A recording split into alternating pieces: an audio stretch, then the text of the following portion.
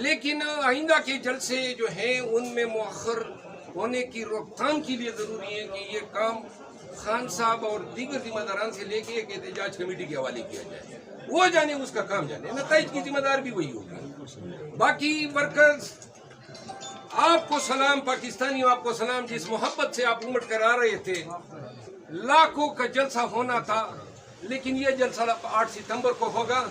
تو یہ جو نقص ہے, کمی ہوئی ہے, جو حوصلے آپ نے ہارنا نہیں ہے, ڈٹ کے کھڑا رہنا ہے.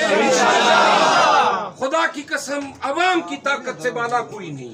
مروت مضبوط, ورکر مضبوط, مروت مضبوط, ورکر مضبوط, مروت مضبوط, ورکر مضبوط. جس دن لاکھوں لوگ نکلیں گے اور اسلام آباد کی شاہراہوں پہ اور یہ موٹر وے پہ لاکھوں لوگ نظر آئیں گے, تب یہ خوف کے بت ٹوٹیں گے اور ہم نے توڑنے یہ خوف.